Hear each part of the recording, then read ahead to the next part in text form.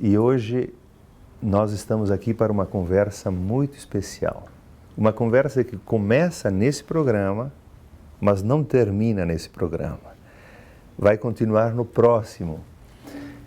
Por quê? Porque nós consideramos que era importante para vocês e também para nós já aproveitarmos essa conversa em dois momentos. Nós estamos aqui hoje falando com o seu Clóvis Tramontina. Eu tenho esse livro que se chama Clóvis Tramontina, Paixão, Força e Coragem, que eu recebi agora nos últimos dias, mas nas viagens que eu fiz a Santa Catarina, a São Paulo, fazendo shows, eu fui lendo esse livro. E eu fui compartilhando com as pessoas da nossa equipe e com outros que eu fui ligando. Eu disse, não, aqui nós temos um homem que é fora da curva, como se diz hoje, fora da curva. O Clóvis Tramontina é o presidente do Conselho da Tramontina. E vocês sabem. Mas aqui, no primeiro momento, nós queremos falar do Clóvis, da pessoa que é o Clóvis Tramontina. Para que vocês conheçam ele, o Clóvis Tramontina, e a partir dele também a obra que ele vai deixando junto de uma equipe toda, porque a Tramontina hoje envolve 10 mil funcionários, vende em 120 países, mais de 120 países, tem 111 anos de história, é uma história de muitas mãos, mas a presença do Clóvis, depois que ele entrou no conselho, também foi mudando e foi transformando aquilo que é hoje a Tramontina, que é uma empresa familiar, de alguma forma, situada no Rio Grande do Sul, em Carlos Barbosa.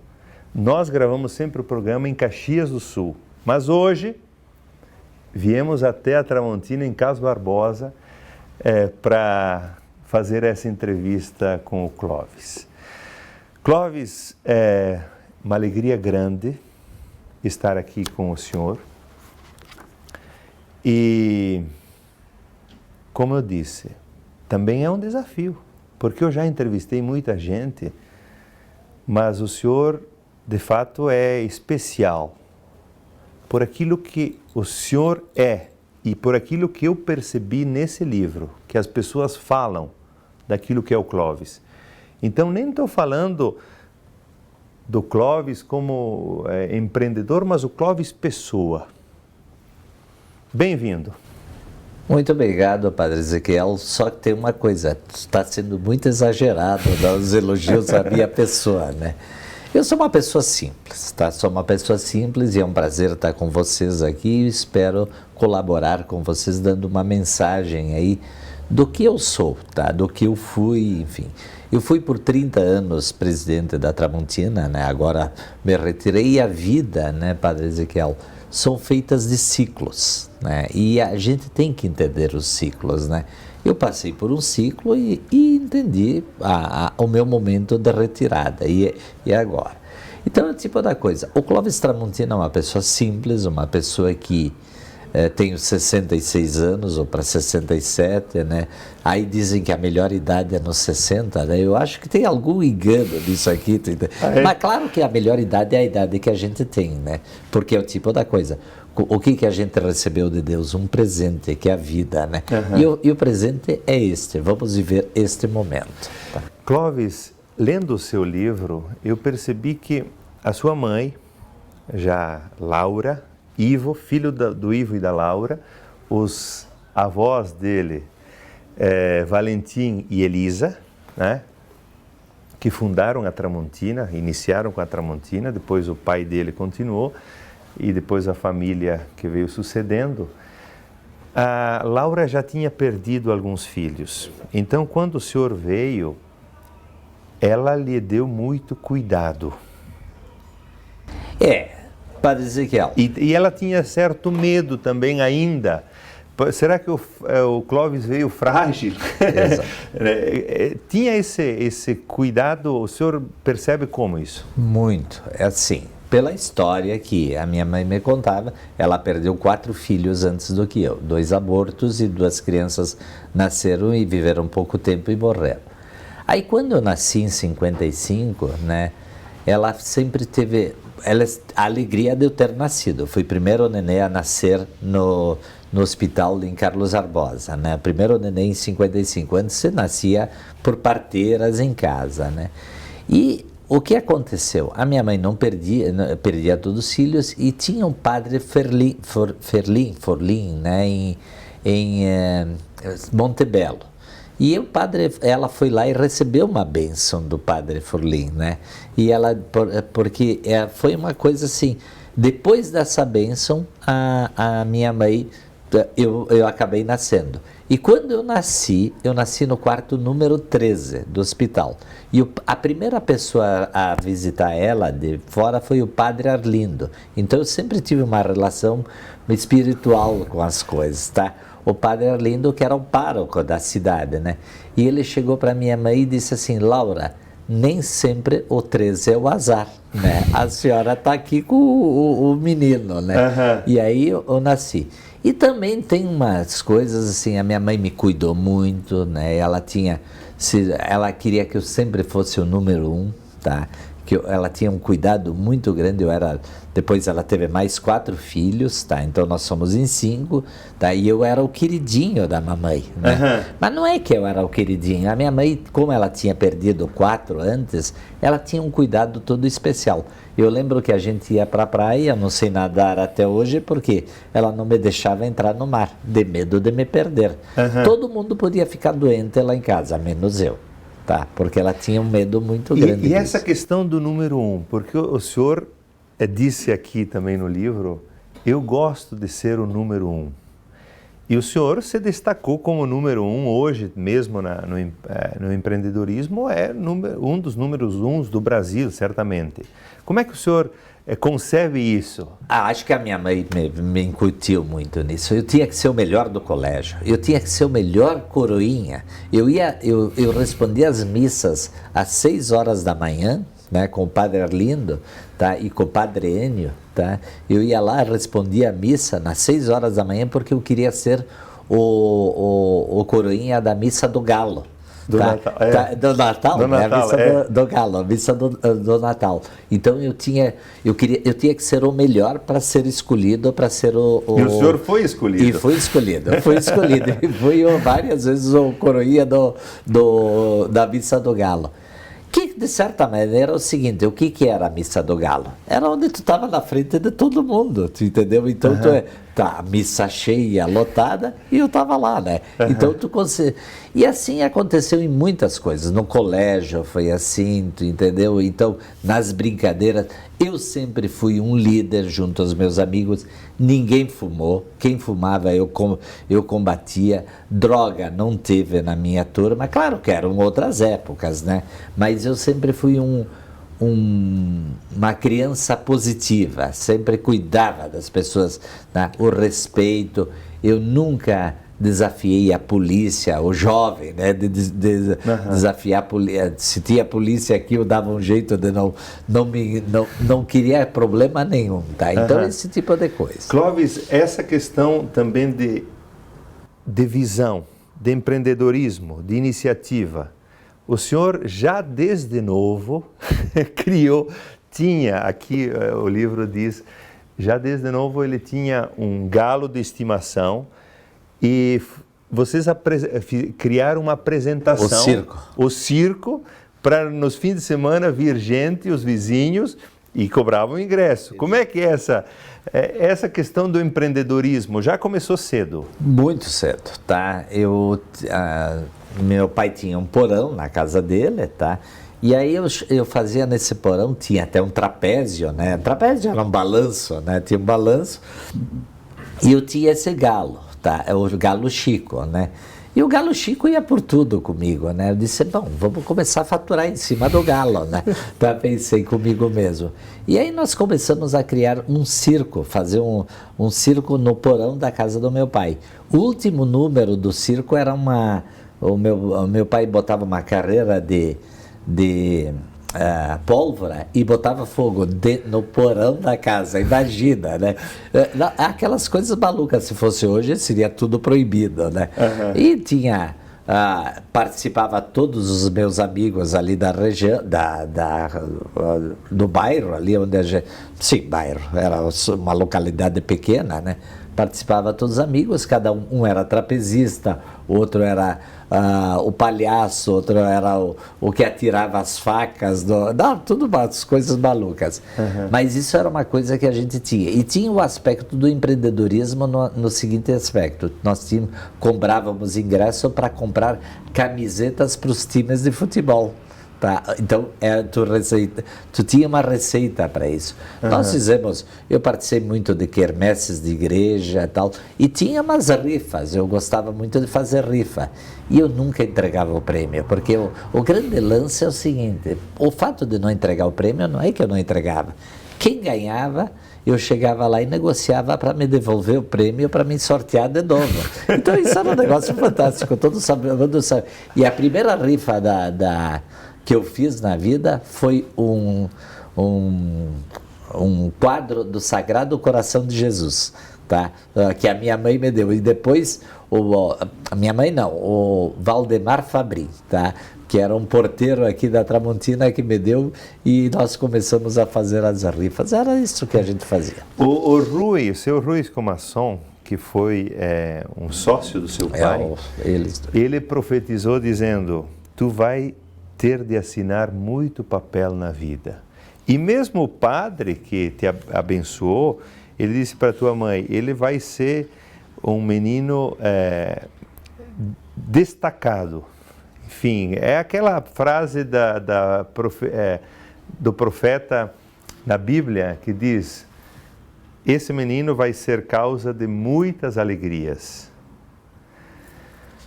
Quem foram os teus principais influenciadores nesse caminho para o Clóvis ser aquilo que ele é hoje? Eu não tenho dúvida, minha mãe, meu pai, tá? Meu pai foi um homem assim, me trouxe assim a parte da bondade, a parte mais humana, uhum. Né?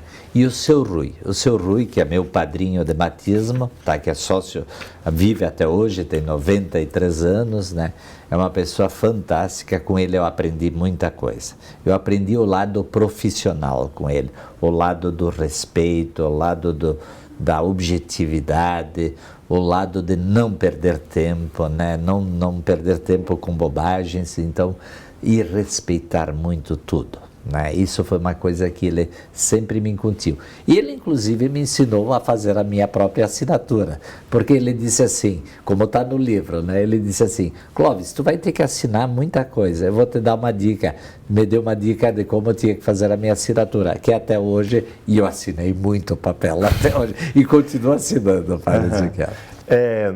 Clóvis, me interessou saber, além desses mentores, que foram seu pai, seu Rui, a mãe, quem são os mentores depois? Quem foram sendo os mentores para o senhor? O senhor gosta de ler o quê? Eu estava vendo aqui que também tem alguns livros, mas quem foram os seus principais mentores? O senhor tem algum? Tem pessoas assim, como é que eu vou te dizer? Por exemplo, o Hector Brenner, já falecido. O Hector Brenner foi uma pessoa assim que me deu grandes dicas. Era um argentino, né, que ele foi o presidente da agência de propaganda que nos atendia, e ele me deu muitas dicas e me deu muitos puxões de orelha, tá? Por exemplo, um dia eu falava que eu queria ser o presidente, e ele disse: o que tu está fazendo para ser o presidente da empresa, né? E eu disse: bom, mas Hector, eu estou fazendo tudo. O seguinte, tu está fazendo um curso no exterior, tu está fazendo uma coisa diferente. E aí ele me estimulou a fazer algumas coisas nesse sentido. E outro foi uma outra pessoa que também eu tive uma influência muito grande comigo, foi o Firmino Antônio, que me ensinou a pensar grande. Ele disse: Clóvis, tu tem que pensar. Então, em vez de pensar pequeno, pensa grande. Tu vai ganhar muito com isso. Então, são pessoas de fora. De dentro de casa, aí tem o Raul Giacomoni, meu tio, tá? Esse homem foi o meu espelho na área de vendas, tá? É um sujeito que me estimulou muito para vendas, eu aprendi muito com ele. Certa vez eu fui com ele para a Argentina e ele queria vender 50 caixas, se não me engano, de facas. Eu disse: pô, tio, mas os caras não compram nem 10, né? Nós saímos com uma venda para encurtar, não prolongar aqui. Meu tio disse para o Pepe, da Martins e Fiorino, que é o nosso cliente até hoje.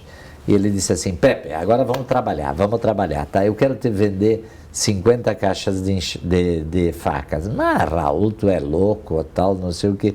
Bom, saímos de lá com 500 caixas de faca na época, né? Hoje eu compro muito mais, mas na época. Então o Raul foi uma outra pessoa que me estimulou muito. E tem o Eduardo Escomação, que aí é meu colega, tá? Nós dois caminhamos muito, fizemos as primeiras viagens juntos, desbravamos um pouco a área internacional juntos. Então são pessoas que me influenciaram muito nisso. Tá? Eu percebi que o senhor tem uma capacidade intuitiva muito grande de percepção, de perceber o problema, ou a dificuldade, o desafio, pode ser desafio, e já dá a solução. É isso que o senhor traz como a característica principal para empreender e para resolver do Clóvis. Aprendi com o seu Rui. Tá? O seu Rui disse o seguinte: uma vez eu levei para ele, isso a gente aprende apanhando, né? Eu levei para ele tinha um problema. Ele disse: tá bom, Clóvis, esse é o problema. E qual é a solução? Porque normalmente quem tem o problema tem a solução. O que eu procuro fazer? Eu sou muito intuitivo, eu procuro ver a coisa e gosto de trabalhar sob pressão. Gosto, tá? Você tem uma coisa... Rapidez. Gosto de trabalhar sob pressão, tenho objetividade, tenho agilidade. E aí, mas faço o seguinte, não faço nada sozinho, faço tudo com a equipe.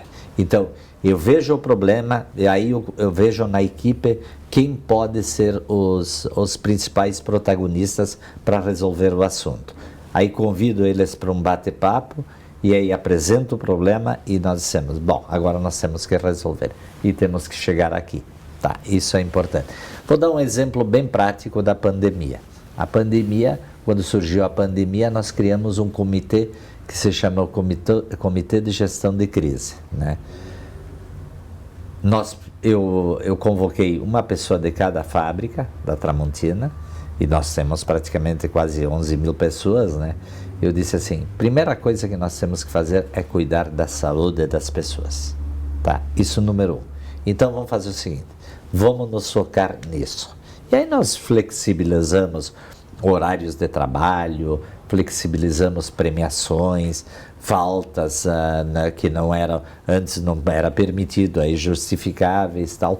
Resultado, passamos quase ilesos, perdemos poucas pessoas. Perder uma pessoa é muito, né? Mas perdemos pelo contexto total pouca e passamos muito bem. Uhum. Clóvis, voltando para o Clóvis, o que hoje é mais importante para o senhor? Porque, claro, na conversa do outro programa nós vamos falar mais do Clóvis empreendedor, mas família, o que significa? É tudo, tá? É tudo, porque é o seguinte, a família, eu sou uma pessoa que tem um problema de saúde, tá? Crônico. Há 40 anos, e há 40 anos eu sou casado com a mesma mulher, tenho 3 filhos, e a família é tudo. A família é onde é o teu porto seguro. E se tem uma coisa fantástica na minha vida, é a minha mulher, que foi são as pessoas invisíveis. Nice. Tá? São as pessoas invisíveis, né? Às vezes o pessoal diz: não, por trás de um grande homem tem que ter uma grande mulher. Não, isso é uma bobagem, tá? Na verdade, o que tem que ter é o seguinte, tem que ter uma parceira, tem que ter um parceiro, enfim, não importa, né? Que a pessoa se... Eu sempre... O meu pai, o seu Rui, sempre trabalharam tranquilos, porque eles tinham a dona Wanda, minha madrinha, a minha mãe, a dona Laura, tá? Eu tinha a Nice, tá? Né? Que são pessoas que cuidaram da família, deram educação para a família, fizeram a parte delas e deixaram nós tocarmos o negócio. E sempre foram um porto seguro. Isso é fundamental. Eu tenho certeza que isso, qualquer família, o casal, enfim, os filhos, tem que estar entrosado com tudo isso. Clóvis, o senhor deu de presente um livro para a presidente Dilma, que se chama Mais Esperto que o Diabo. Mais Esperto que o Diabo, que eu também já li todos os livros do Napoleão. E eu pensei, eu disse, quem é o mastermind? Quem é o grupo da mente mestra? Então, a mente mestra do senhor, a esposa, a família, está junto? Não tenha dúvida, não tenha dúvida. São fantásticos. A minha família, eu adoro. Eu sou um homem de família, tá? Eu quando vejo assim a desestruturação de algumas famílias, eu fico muito chateado, tá? Sou um torcedor para que as famílias se deem bem, porque é a célula máter da sociedade. É a célula máter da sociedade, né? Eu acho que isso aqui é tudo. Clóvis, e o senhor também tem muitos amigos. Muitos. E gosta de estar junto, até semanalmente. Eu sei que o senhor gosta de comer um pinhão, comer churrasco. Aqui o livro diz. Os amigos, o senhor tem cultivado isso sempre? Sempre. O meu melhor amigo, que é o Rui Mantovani, o Bolívia, né? Conhecido o Bolívia, o famoso Bolívia, né? Nós somos amigos até hoje, né? Somos amigos há mais de 50, 60 anos, né? Ele é totalmente diferente do que eu, tá? E nós brigamos, xingamos, tal, mas somos amigos. Essa semana mesmo a esposa dele tá agora em abril, tá? A Marisa, a esposa dele, estava de aniversário, e a Mene, a cunhada dele, porque elas são gêmeas. Nós fomos jantar na casa deles e bacana. Isso aqui, estamos sempre juntos, fim de semana. E onde tem gente está quente, Padre Ezequiel. Sim. Onde tem gente está quente, né? Então, eu sou uma pessoa que não sei viver sozinho, tá? Não sei, tá? Eu gosto de viver em grupo. Eu acho que uma equipe, tu constrói tudo. Agora, tu sozinho, tu não faz nada. E o sozinho, o senhor tem momentos assim de que o senhor se retira e tem algum momento sozinho para pensar, para meditar? Como é que o senhor vive isso? Isso eu tenho eu faço assim, algumas, por exemplo, tem uma coisa que eu falava muito com o Padre Ricardo, né? Se tem uma coisa legal que tu tem uma paz, é tu entrar numa igreja. Mas não na hora da missa. Uhum. Entra na igreja no momento, né? Vai lá, senta um pouquinho lá, conversa com o senhor lá, né? Conversa, bate um papo, tu entendeu? Eu acho que é uma coisa muito legal. E outro aspecto assim que eu tenho, quando eu quero elaborar um projeto, eu sento no meu escritório lá em casa, e se eu encostar a porta do escritório, ninguém vem bater na porta, nada, porque nunca... Eu não fecho nem banheiro em casa, tá? Porque tu tá em casa, né? Mas quando eu fechar a porta do escritório é para não... Porque aí eu tô pensando, tô bolando alguma coisa, tu entende? Sempre no sentido. E eu gosto muito de preparar pessoas, tá? Preparar pessoas, investir nas pessoas. É isso que eu faço. Clóvis, uma outra coisa que provavelmente inspira muito as pessoas que estão em casa é como o senhor lidou com a doença.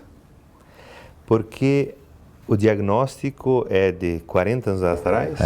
O diagnóstico é de 86, mas eu tenho de 80, o primeiro sintoma. Mas eu fui esclerose múltipla. Esclerose múltipla. E quando veio esse diagnóstico, o Clóvis perguntou para o médico, escuta, eu vou morrer disso? O médico disse, não, não vai, mas vai morrer com isso. Então o senhor disse, vou ter que lidar com essa situação. Exatamente. Lidar com a doença. Por isso que também nós viemos até ele,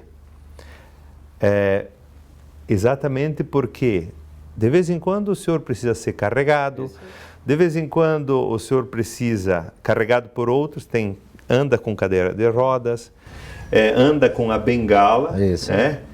Mas isso nunca o impediu de viver e ser aquilo que o senhor é, fazendo reuniões, encontrando pessoas, tendo uma energia que supera a dos jovens. Perfeito. Porque mesmo os seus filhos dizem, não, o pai, se a gente vai viajar, a gente não consegue acompanhar o ritmo dele. Fale um pouco disso, por favor. Quando eu fui diagnosticado, quando surgiu o diagnóstico em 86, que o Dr. Matana me disse que eu não ia morrer disso, que eu ia morrer com isso, né? Eu disse assim, bom, então vamos fazer o seguinte, vamos tratar do como é possível e vamos conviver da melhor maneira possível. Passou-se anos, eu não usava nem bengala, nada, tomava minhas medicações, meticortem, etc., enfim, corticoide.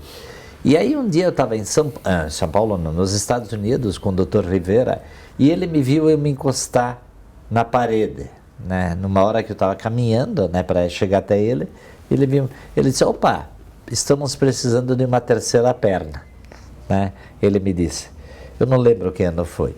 E aí ele disse, como uma terceira perna? Pega uma bengala, Clóvis.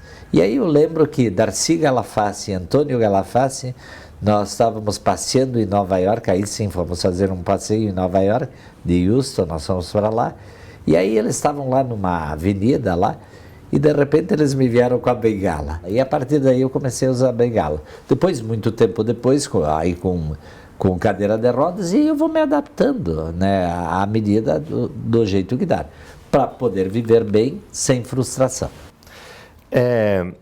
Essa questão da energia, esse dinamismo que vem e está no senhor, essa emoção, o que mais gera emoção no senhor? Padre Ezequiel, quando meu avô sai de Santa Bárbara, interior de Montebello, em 1911, e vem a Carlos Barbosa, naquele momento ele tomou uma decisão.